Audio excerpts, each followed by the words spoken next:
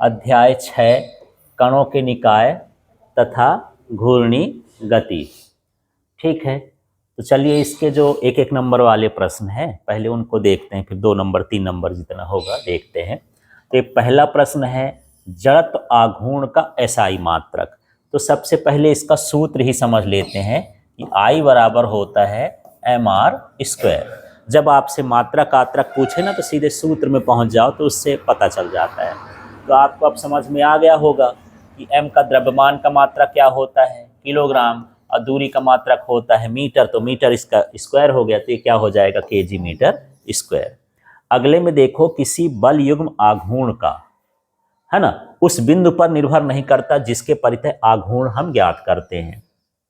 तो बिंदु से लेना देना नहीं है, अक्ष वाला जो बिंदु है, क्योंकि बिंदु पर लगने वाला बल आघूर्ण का मान कैसा होता है, शून्य होता है। जिसके सहारे वो घूमता है उससे कोई मतलब नहीं है, उसकी दूरी से मतलब होता है। ठीक है, तो चलिए इसका ये वाला ऑप्शन सही है। अब अगला वाला देख लेते हैं। तो यहां पर हमारे पास तीसरा प्रश्न है कोणीय संवेग का एसआई मात्रक। अब कोणीय संवेग का एसआई मात्रक ये कहां से आ गया यार? कोणीय संवेग तो हम क्या पढ़े हैं, कोणीय संवेग जो होता है वो L बराबर होता है और ये होता है mv/r। हाँ जी, कोणीय संवेग तो यही होता है। ठीक है, अब L बराबर I, हाँ वो भी सूत्र होता है, ये भी, वो उसके I के साथ जब हम देखेंगे तो वो हो जाएगा और ये हो जाएगा। ठीक है ना, आई ओमेगा स्क्वायर नहीं होता, सिर्फ L बराबर क्या होता है, आई ओमेगा होता है। माने L का सूत्र हम ऐसे लिखते हैं, P गुणे R भी लिखते हैं। ठीक है, और P का वैसे होता है क्या, mv। तो इसके हिसाब से इस गति में, ये रेखीय गति में होता है, जब कोणीय गति में आता है तो m को हम I लिखने लगते हैं, v को क्या लिखने लगते हैं, ओमेगा।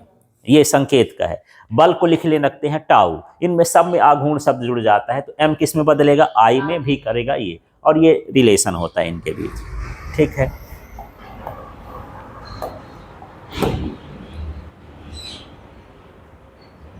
ये जूल प्रति सेकेंड होता है। अब ये कैसे होता है, जैसे आप लोग उसका द्वितीय नियम पढ़ते हो न्यूटन का, तो उसमें किसी वस्तु पर लगाया गया बल संवेग परिवर्तन की दर के समानुपाती होता है। यदि यही नियम यहाँ पर अप्लाई कर दें, है ना, तो किसी वस्तु पर लगाया गया बल आघूर्ण कोणीय संवेग में परिवर्तन के क्या होता है, बराबर। ऐसा लिखते हैं। तो देखो मैं वो वाला सूत्र लिखता हूं, F बराबर क्या होता है, dp/dt। तो यहाँ F का जो रोल करता है कोणीय संवेग में वो करता है टाउ, इसको बोलेंगे बल और इसको क्या बोलेंगे, बल आघूर्ण। फिर यहाँ पर देखो जो यहाँ P का रोल है वो क्या हो गया, L हो गया, है ना। कोणीय संवेग ये है रेखीय संवेग और ये क्या कहलाया, कोणीय संवेग, और टाइम वही रहता है। अब मुझे इसका मान चाहिए तो टाउ और गुणे क्या हो गया, dt बराबर क्या बचा, dl। अब मात्रक लिख दो, टाउ बल आघूर्ण का मात्रक होता है जूल और इसका मात्रक क्या होता है, सेकेंड। तो इतनी बड़ी गणित लगा करके उसका मात्रक हम निकाल सकते हैं, बाकी आप याद कर लो जैसे करना हो। ठीक है, अब यहां पर देखते हैं अगला। एक दृढ़ पिंड को यांत्रिक संतुलन में होने के लिए, कोई पिंड है यदि वो संतुलन में है तो उस पर क्या होना चाहिए। तो यहाँ पर आपको समझना है कि जो नेट बाह्य बल हो वो क्या होना चाहिए, शून्य, और नेट बाह्य बल आघूर्ण का मान भी क्या होना चाहिए, शून्य। ठीक है, तो ए और बी दोनों आवश्यक हैं। कोई वस्तु पर बल भी न लगता हो, न बल लगता हो, न बल आघूर्ण लगता हो, तब वो क्या कहलाएगी, यांत्रिक संतुलन में। जैसे यदि मैं इस पेन को ऐसे रखा हूं, न ये हिल रही है, न डुल रही है, न घूम रही है, न आगे बढ़ रही है, न पीछे जा रही है, तो आगे बढ़ना पीछे बढ़ना ये बल का काम है, और घुमाना जो है वो किसका काम है, बल आघूर्ण का काम है। तो न इसमें बल लग रहा है और न बल आघूर्ण लग रहा है, दोनों का मान क्या होना चाहिए, शून्य होना चाहिए। कभी कभी यही प्रश्न पूछ देता है 2 नंबर में कि यांत्रिक संतुलन के लिए वस्तु में क्या गुण होना चाहिए। तो क्या होना चाहिए, उस पर लगने वाले नेट बल का मान क्या हो, शून्य, और उस पर लगने वाले बल आघूर्ण का मान भी क्या होना चाहिए, शून्य। तो इस प्रश्न को इस तरह से आपको समझना है।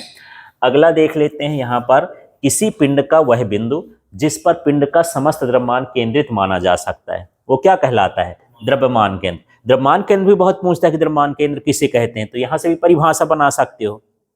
है ना। तो किसी पिंड का वह बिंदु जिस पर समस्त द्रव्यमान क्या माना जा सकता है, केंद्रित माना जा सकता है, उसे क्या कहते हैं, द्रव्यमान केंद्र कहते हैं। चलिए वो आगे वाले प्रश्न को देखते हैं। यहाँ हमारे पास जो छठवां प्रश्न है उसको समझते हैं। घूर्णन गति में सभी कणों के रेखी वेग होते हैं, तो ये रेखी वेग क्या होंगे, अलग अलग। जितना भी रेखी आएगा, चाहे वो रेखी त्वरण हो, रेखी वेग हो, रेखी विस्थापन हो, जो रेखी शब्द आएगा कोणीय वेग में सब क्या होंगे, अलग अलग। लेकिन कोणीय शब्द आ जाए, कोणीय वेग हो, कोणीय त्वरण हो, कोणीय विस्थापन हो, ये सब क्या होंगे, समान होंगे। सभी कणों के लिए क्या होंगे, समान। ठीक है। और जब भी रेखी शब्द आएगा वो सबके लिए क्या होंगे, अलग अलग। यहाँ तो वेग भर पूछा है, यदि यहीं विस्थापन लिख देता, त्वरण पूछ देता कि रेखी त्वरण होता है, रेखी विस्थापन होता है, सब में क्या सा रहेगा, अलग अलग। और यहाँ पर रेखी शब्द हटा देता, कोणीय लिख देता, तब क्या हो जाता, समान हो जाता, एक समान हो जाता। क्लियर है ये। तो कोणीय वाले जितने भी होंगे वो एक समान होंगे घूर्णन गति में। हाँ, सातवां देखो, घूर्णन गति में सभी कणों के लिए कोणीय वेग होते हैं। अच्छा, आ ही गया वही सेम क्वेश्चन है, केवल ये तो बदला है, रेखी की जगह क्या हुआ, कोणीय, तो आंसर क्या हो जाएगा, समान हो जाएगा। ठीक है। इसके बाद देखो, रेखी संवेग के आघूर्ण को क्या कहते हैं, तो क्या कहलाया, कोणीय संवेग, है ना। रेखी संवेग का मतलब है यदि कोई वस्तु सीधे जा रही है उसको हम घुमा दे तो हम कहेंगे रेखी संवेग का ये क्या हो गया, आघूर्ण। आघूर्ण का मतलब घुमाना है। और घुमाने वाली चीज के लिए हम क्या इस्तेमाल करेंगे, कोणीय। या तो आघूर्ण शब्द आएगा या फिर क्या आएगा, कोणीय। ठीक है। जैसे बल आघूर्ण है तो उसमें हम कोणीय बल नहीं बोलते हैं, उसके साथ आघूर्ण शब्द जोड़ देते हैं। तो जब भी घूर्णन गति में होगा तो दो ही शब्द आपको मिलेंगे, किसी शब्द के साथ क्या लिखा रहेगा, आघूर्ण, या किसी शब्द के साथ क्या लिखा रहेगा, कोणीय, मतलब वो घूमने वाली चीज है। ठीक है। तो यहाँ पर एक कोणीय संवेग है। एक व्यक्ति घूमते हुए मेज पर भुजाएं फैलाए बैठा है, भुजाएं को सिकोड़ लेने पर जड़त्व आघूर्ण क्या होगा, तो हाँ, तो जड़त्व आघूर्ण घटेगा। कुल मिला के ऐसा है कि वो इस तरह से बैठा हुआ है और वो ऐसे ऐसे घूम रही है, जो भी टेबल है, तो अपनी भुजाओं को क्या करता है, सिकोड़ता है। सिकोड़ता है तो जड़त्व आघूर्ण का मान घट जाएगा। कैसे घटेगा, कैसे जान गए, कि हमारा सूत्र होता है mr²। ये थोड़ा सा हम हाथ फैलाए थे तो r का मान बड़ा था, ऐसे कर लिए तो r छोटा हो गया, तो i का भी मान क्या हो जाएगा, छोटा हो जाएगा, ऐसे। ठीक है। अब यहाँ पर अगला क्वेश्चन देख लेते हैं। कौन सा नंबर पहुंचे, 10वें नंबर। हाँ जी। अब यहाँ पर देख लेते हैं, कच्चे एवं उबले अंडे को समान बल आघूर्ण से घुमाने पर कौन सा अंडा तेजी से घूमेगा। ठीक है। तो हम दो अंडे ले लिए हैं और एक टेबल में दोनों अंडों को रख लिए हैं। अब दोनों अंडों को बराबर बल लगा के क्या कर दिए, घुमा दिए। कौन तेजी से घूमेगा। ठीक ना, एक्सपेरिमेंट नहीं करना पड़ेगा। अब समझो, यहां पर जो उबला अंडा है वो तेजी से घूमेगा। यदि आप उबाल के अंडे को कच्चे के साथ मिक्स कर दिया, पता ही नहीं चल रहा कि कौन उबला वाला है कौन क्या है कच्चा वाला है, तो उनको घुमाओ, घुमाने पर जो तेजी से घूमेगा वो हो जाएगा उबला। वजह क्या है, वजह ये है कि जो उबला अंडा होगा उसके भीतर ठोस हो गया है ना, तो जब हम घुमाएंगे तो सारे कण इकट्ठा घूमेंगे। लेकिन जो कच्चा अंडा होगा उसके अंदर द्रव होगा, तो जब मैं घुमाऊंगा ऐसे तो जो द्रव है वो कहाँ घूमेगा, उल्टा, एक दूसरे का क्या करेगा, विरोध। वो विरोध ना कर पाएगा क्योंकि सारे कण आपस में क्या है, जुड़े हुए हैं। ठीक है, इसलिए वो कम घूमेगा। कहने का मतलब ये समझ लो कि यदि यहाँ पर अंडा है और इसमें रस भरा है, तो यदि मैं इस अंडे को आगे घुमाऊंगा तो अंदर का जो रस है वो कहाँ घूमेगा, पीछे की ओर घूमेगा, तो उसकी गति क्या हो जाएगी, कम। अब मान लो ये अंडा है और ये पूरी तरह से भर गया, अब इसको मैं आगे घुमाऊंगा तो इसके सारे कण आगे घूमेंगे, रस तो है ये नहीं है जो पीछे ले जाए। ठीक है ना, इसलिए यहाँ पर उबला अंडा कैसे घूमेगा, तेजी से घूमेगा। तो जो द्रव होता है वो उसके गति का क्या कर रहा है, विरोध कर रहा है, इसके कारण ये उल्टा घूमेगा। इसके अंदर द्रव नहीं है, पूरा ठोस है। जो हम पढ़ रहे हैं ये कणों के निकाय ठोस के लिए पढ़ रहे हैं। ठीक है, ऐसे। तो चलिए अब आगे करते हैं। इसमें क्या है यार, रिक्त स्थानों की पूर्ति में अब पहुंच जाते हैं। कोणीय संवेग बराबर रेखी संवेग गुणे दूरी।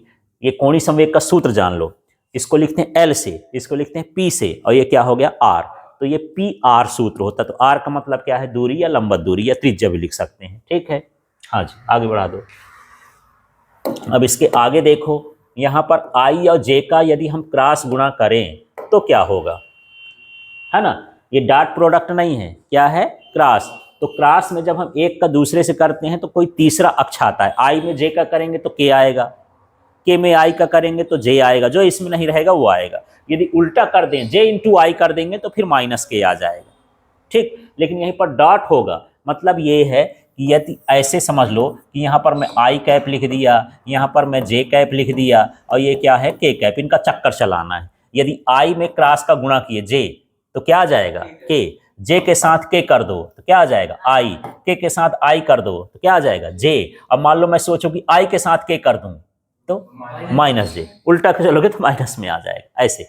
अब मान लो यही क्वेश्चन ऐसे होता आई डॉट जे डॉट, तो क्या हो जाता शून्य, क्योंकि ये लंबवत हो गए। आई जे आपस में क्या होते हैं, आई जे के तीनों परस्पर क्या होते हैं लंबवत, तो डॉट के लिए होता है ए बी कॉस थीटा, तो थीटा का मान क्या हो जाएगा 90, और कॉस 90 का मान क्या होता है शून्य, तो शून्य हो जाता है। तो ये क्वेश्चन दोनों तरह से आ सकता है, यदि डॉट लगाए तो शून्य और क्रॉस लगाएगा तो के आ जाएगा।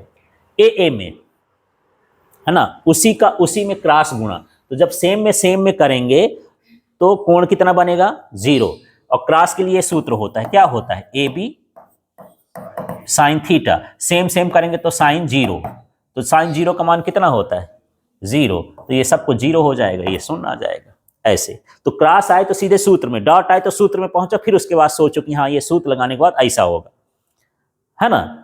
अब यहां पर देखो चौथा, वह पिंड जिसमें बल लगाने पर उसके कणों के बीच की दूरी नहीं बदलती है ना, उसको हम क्या बोलते हैं दृढ़ पिंड। माने उसमें कितना भी बल लगाओ ना वो सिकुड़े ना फैले ना जैसे कि जैसे तैसा रहे, तो हम बोले बहुत कठोर चीज है ये, वो क्या कहलाया दृढ़ पिंड, ठीक है। दृढ़ का मतलब क्या समझना, मजबूत कठोर, उसके कणों का कोई फर्क नहीं पड़ रहा है, तो उसको हम क्या बोलेंगे दृढ़ पिंड। पांचवा देख लेते हैं, सदिशों का सदिश गुणनफल क्रम विनिमय नियम का पालन नहीं करता है। अभी हम पढ़े थे यहीं पर हो जाता सदिशों का अदिश, तो यदि मैं ऐसे लिखूं A vector dot B vector, तो ये जो है B vector dot A vector हो जाता है, माने जितना मान इसका होता है उतना मान उसका भी होता है, तो क्रम विनिमय नियम का पालन करेगा। यदि यहीं पर मैं क्रॉस लगा दूं तो फिर ये क्रम विनिमय नियम का पालन नहीं करेगा, दिशा बदल जाती। देखो आई क्रॉस जे क्या होता था के, और जे क्रॉस आई क्या हो जाएगा माइनस के, बराबर आया क्या नहीं आया, तो क्रम विनिमय नियम का पालन नहीं करता है। यदि सीधा सीधा करोगे तो कुछ और उत्तर आता है, उल्टा करोगे तो कुछ और उत्तर आता है, ठीक है। इस तरह से यहां पर है। अब यहां पर हम चलते हैं छठवें प्रश्न में, घूर्णन गति तथा स्थानांतरण गति के संयोजन को कहते हैं। तो यहां पर घूर्णन गति और स्थानांतरण गति के संयोजन को हम क्या कहते हैं लोटनिक।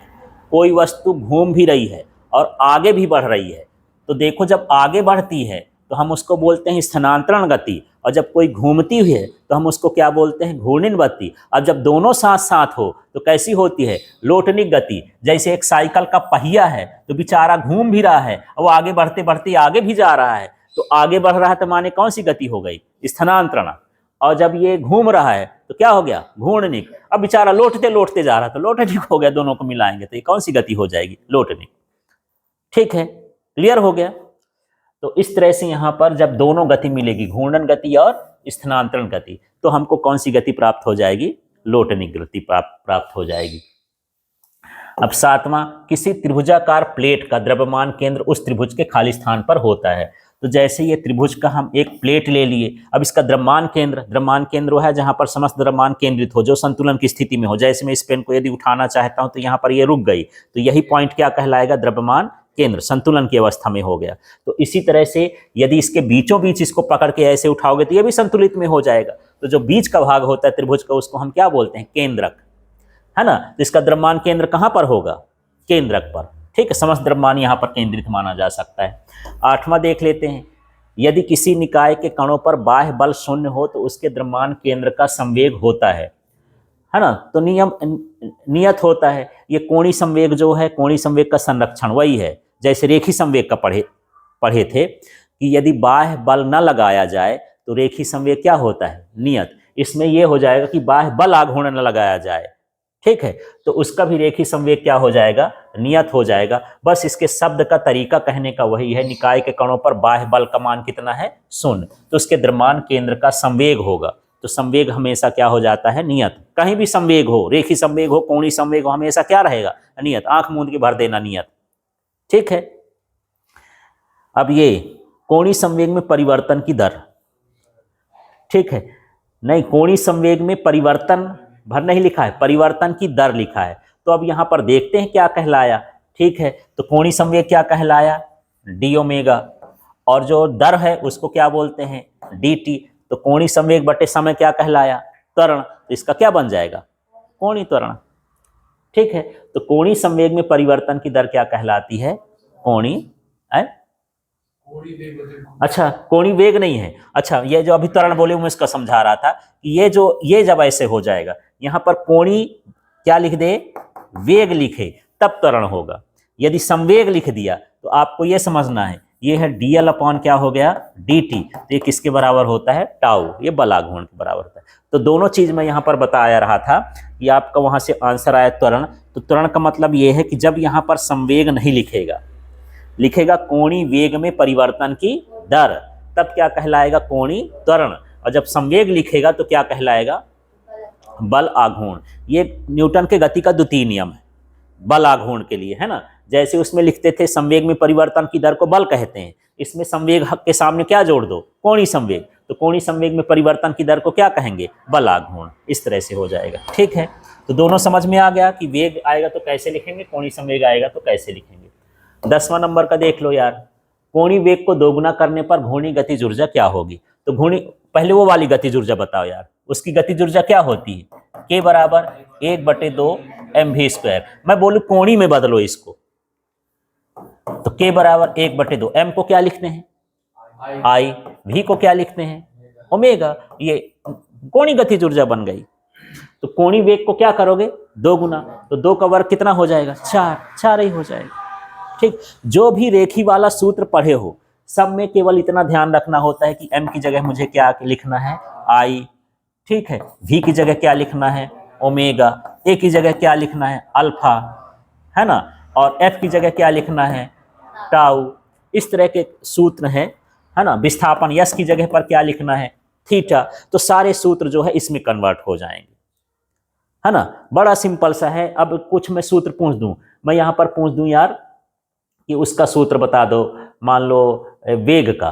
तो वेग बराबर क्या होता है, विस्थापन बटे समय, माने s बटे क्या होता है, t। अब इसको उसमें कोणीय वेग में बदल दो, तो v को क्या लिख दोगे, ओमेगा। यस को क्या लिख दोगे, थीटा, और इसको क्या लिख दोगे, t। ये कोणीय वेग बन गया। कोई भी सूत्र उससे बना सकते हो, बस ये मान भर ध्यान रखोगे इसको बदलना, ठीक है। और नोट्स में ये टेबल है, उसमें पड़ा हुआ है ऐप में, है ना। जड़त्व आघूर्ण का मान खाली स्थान पर शून्य होता है। अक्ष पर जिसके सहारे कोई वस्तु घूमती है ना, उसको हम क्या बोलते हैं, अक्ष। यदि मैं इसको हाथ को ऐसे ऐसे घुमा रहा हूं, जिसके सहारे ये घूम रहा है, तो यहाँ पर ये क्या कहलाया, अक्ष कहला गया, ठीक है। या इसको भी ऐसे चला रहा हूं ऐसे, तो यहाँ ये क्या कहलाया, अक्ष कहलाया। तो अक्ष पर जो जड़त्व आघूर्ण का मान वो होता है, क्या होता है, शून्य। वजह क्या है, जड़त्व आघूर्ण का फिर से सूत्र पढ़ते हैं, क्या था, अभी मैं बार बार बता रहा हूं। जड़त्व आघूर्ण का सूत्र क्या था, I बराबर mr²। यहाँ अक्ष पर r का मान शून्य होता है जब अक्ष से दूरी है। r का मतलब क्या है, अक्ष से दूरी। तो जब कोई अक्षय में है तो दूरी कितनी हुई, शून्य। तो जब शून्य दूरी होगा तो जड़त्व आघूर्ण भी क्या हो जाएगा, शून्य हो जाएगा, ठीक है। 12 नंबर, यदि किसी घूर्णी गति करते पिंड पर बाह्य बल आघूर्ण न लगाया जाए तो क्या रहेगा, कोणीय संवेग, है ना। हाँ, ये कोणीय संवेग नियत रहता है। और यही है, पूछ देता कोणीय संवेग के संरक्षण का नियम लिखिए, यही कोणीय संवेग के संरक्षण का नियम। यदि रेखी संवेग का जानते हो, उसमें क्या लिखते हो, यदि बाह्य बल न लगाया जाए तो रेखी संवेग संरक्षित रहता है।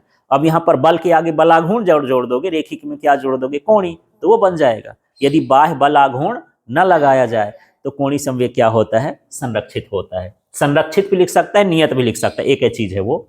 13 नंबर, जब कोई पिंड किसी स्थिर अक्ष के परितः चक्कर लगाता है तो इसे क्या कहते हैं, घूर्णी गति, है ना। पिंड के सहारे यदि कोई चीज घूम रहा है किसी अक्ष के सहारे तो हम उसको घूर्णी गति कहते हैं।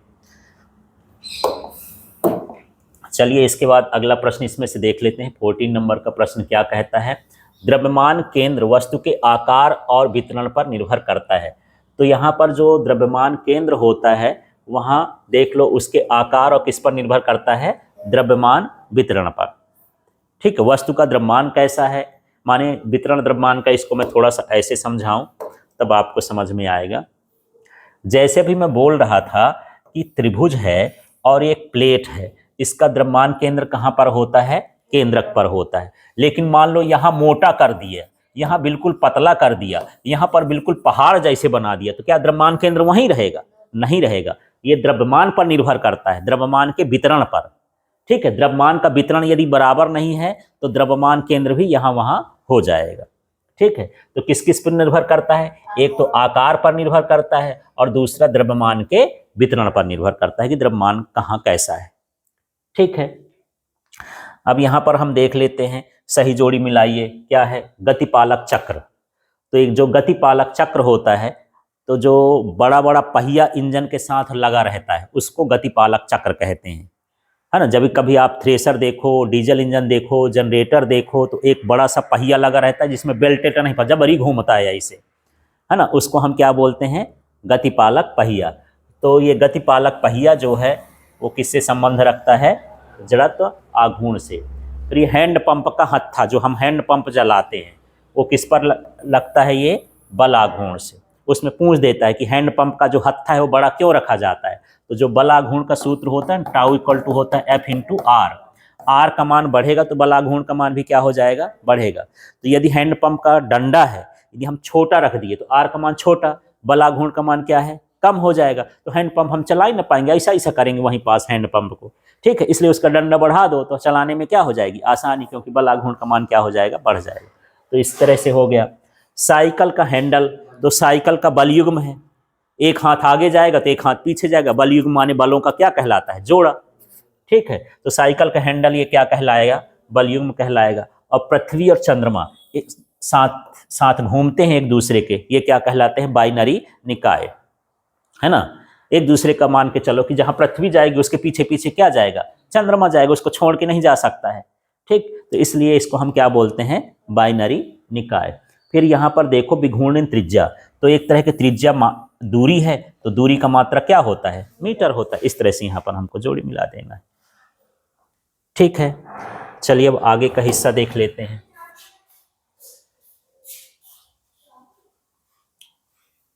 हाँ जी, अब यहाँ पर जो है सारी चीज वही है, केवल सूत्र उसमें उसका गुण लिखा था, इसमें क्या लिख दिए? सूत्र। तो बल आघूर्ण का सूत्र देखो यार इसमें, हाँ, R इंटू एफ। ठीक है, ये बल आघूर्ण का होता है। अब यहाँ पर कोणीय संवेग का ढूंढ लो यार, R इंटू पी, ये होता है L बराबर R इंटू पी, ये टाउ बराबर हो गया। ठीक है, इसके बाद यहाँ पर जड़त्व आघूर्ण का देख लो यार, तो mr स्क्वायर होता है ना, सभी कणों के लिए ऐसा लिखते हैं। एक कण के लिए होता है I equal to mr square, और ये I से लेकर n तक का मतलब होता है कि सभी कणों के लिए। I का मतलब पहला कण और n का मतलब जितने भी कण होंगे सभी कण। तो ये क्या देख रहे थे? जड़त्व आघूर्ण। अब क्या है? द्रव्यमान केंद्र। द्रव्यमान केंद्र का सूत्र ये होता है। ठीक है, और विघूर्णन त्रिज्या का सूत्र ये होता है। इस तरह से सूत्र मिला देंगे। ठीक है, क्लियर हो गया। अब हम देखते हैं, अगला प्रश्न देखते हैं। एक वाक्य में हमारे पास उत्तर आ गए हैं, तो इन प्रश्नों को समझते हैं। क्या है? वह बिंदु जिसके परितः किसी पिंड का कुल गुरुत्वीय बल आघूर्ण क्या हो? शून्य हो, वो कैसा कहलाता है? उसको क्या बोलेंगे? गुरुत्व केंद्र। थोड़ा सा गुरुत्व केंद्र और द्रव्यमान केंद्र अलग अलग है, यही चीज पूरा लिख दिए। वह बिंदु जिसके परितः किसी पिंड का समस्त द्रव्यमान केंद्रित हो, शून्य न हो, क्या लिख दे? केंद्रित। तो उसको हम क्या बोलेंगे? द्रव्यमान केंद्र। और वह बिंदु जिसके परितः किसी पिंड का कुल गुरुत्वीय बल या कुल बल आघूर्ण या बल बल लिख दे, वो क्या हो? शून्य हो, तो उसको क्या बोलेंगे? गुरुत्व केंद्र बोलेंगे। हाँ, फिर से वही क्वेश्चन है, किसी त्रिभुज का द्रव्यमान केंद्र त्रिभुज के किस विशेष बिंदु पर होता है? कहां पर होता है? त्रिभुज के केंद्रक पर। ठीक है, यदि त्रिभुज बराबर बना हुआ है, द्रव्यमान बराबर है, तो उसका कहां पर बनेगा? केंद्रक पर बनेगा। ये क्या है? किसी पिंड का गुरुत्व केंद्र और द्रव्यमान केंद्र संपाती नहीं होगा जब पिंड क्या हो? असममित हो। असममित का मतलब उसमें जो द्रव्यमान का वितरण उतरण है, जैसे मेरे पास ये पेन है, अब ये पेन बढ़िया बराबर बनी है तो इसका ये गुरुत्व केंद्र भी है और ये इसका क्या है? द्रव्यमान केंद्र है। मान लो यहाँ पर द्रव्यमान ज्यादा, यहाँ मोटी हो जाती और यहाँ क्या हो जाती? पतली हो जाती, तो ये यहाँ कहीं बनता वो तो द्रव्यमान केंद्र अलग हो जाता और गुरुत्व केंद्र भी क्या हो जाता, अलग। तो जब आकार टेढ़ा मेढ़ा हो तो उसको हम क्या बोलते हैं, असममित। यदि सममित आकार है तो द्रव्यमान केंद्र और गुरुत्व केंद्र एक ही होता है, और यदि असममित आकार है तो द्रव्यमान केंद्र और गुरुत्व केंद्र कैसा होता है, अलग अलग होता है। समझ में आ गया। तो सममित आकार मतलब समान, सब जगह कैसा हो, एक जैसा हो। बराबर आकार हो तो द्रव्यमान केंद्र गुरुत्व केंद्र एक ही बिंदु होगा, और यदि आकार बराबर नहीं है तो द्रव्यमान केंद्र अलग जगह और गुरुत्व केंद्र अलग जगह होगा। अब यहाँ पर चौथा वाला देख लेते हैं। घूर्णन गति करते पिंड के कोणीय वेग और इस पिंड के किसी कण के रेखीय वेग में के मध्य कितना कोण होता है। तो हमेशा कोणीय वेग और रेखीय वेग के बीच का कोण कितना रहेगा, 90 अंश रहेगा। ठीक है, अगला हम देख लेते हैं इसका। हाँ, 5वां प्रश्न है इसमें, किसी ठोस गोले को पीट पीट कर उसकी त्रिज्या मोटी वृत्ताकार चकत्ती के रूप में बदल दिया गया है। ऐसे समझ लो, ये मेरे पास संयोग से सिक्का भी है। ये पहले बेचारा छर्रा जैसे था, गोल गोल था, अब इसको हम कूट कूट के ऐसा चपटा कर दिए हैं, तो इसको हम बोलेंगे वृत्ताकार चकत्ती। तो ये वृत्ताकार चकत्ती बन जाएगा। तो इसका जड़त्व आघूर्ण क्या हो जाएगा, बढ़ जाएगा। जड़त्व आघूर्ण का मान क्या हो जाएगा, बढ़ जाएगा, क्योंकि इसके चपटाने से इसके कण कहाँ चले जाएंगे, दूर दूर। जितना कण दूर होगा जड़त्व आघूर्ण का मान उतना ही क्या हो जाएगा, ज़्यादा हो जाएगा। ठीक है, जैसे एक छर्रा था, ये छर्रा इतना छोटा रहा तो इसकी त्रिज्या मान लो 1 सेंटीमीटर थी, अब इसमें कूट कूट के चपटा दिया, रोटी जैसे बन गया ये, इसकी त्रिज्या क्या हो गई, बढ़ गई। तो जब बढ़ गई तो सूत्र क्या होता है, I = mr²। आर का मान बढ़ेगा, जड़त्व आघूर्ण का मान भी क्या हो जाएगा, बढ़ जाएगा। ठीक है, इसलिए उसका जड़त्व आघूर्ण क्या हो जाएगा, बढ़ जाएगा। ठीक है, तो चकत्ती समझ में आ गई। अब अगला है, यदि पृथ्वी का समस्त बर्फ पिघल जाए तो पृथ्वी पर एक दिन के समय पर क्या प्रभाव पड़ेगा, है ना। तो दिन का समय बढ़ जाएगा। कैसे बढ़ जाएगा यार, जैसे समझो कि जितनी बर्फ अभी जमी है ना, बड़े बड़े ग्लेशियर हैं, बड़े बड़े पहाड़ हैं, है ना, और वो इतना पानी है कि ये धरती के ऊपर, हिमालय के ऊपर भी पानी आ जाए, इतना पानी है बर्फ पिघलने पर। ठीक है, तो सारी बर्फ पिघल जाएगी तो धरती फिर धीरे धीरे घूमेगी। जब धीरे धीरे घूमेगी तो अभी एक चक्कर 24 घंटे में लगाती है, तो 25 घंटा लग जाएगा, तो दिन बढ़ा कि छोटा हो जाएगा। हाँ, बस वही है, जैसे आप दौड़ रहे हो तो बढ़िया दौड़ रहे हो। मैं बोला नहीं भैया, जब दौड़े रहे हो तो थोड़ा सा सिर में जो है एक 4 किलो और बांध लो, इसको लिए जाओ। अब क्या होगा, धीरे दौड़ोगे, ज़्यादा टाइम लग जाएगा आपको। तो बस यही चीज़ है कि जब पूरा बर्फ पिघल जाएगा तो पृथ्वी की जो घूर्णन गति हो जाएगी वो थोड़ा क्या हो जाएगी, धीरे हो जाएगी, तो ज़्यादा समय लेगी, और ज़्यादा समय लेगी माने दिन उसका क्या हो जाएगा, बढ़ जाएगा। ठीक है, तो इस तरह का ज़बरदस्ती का कोई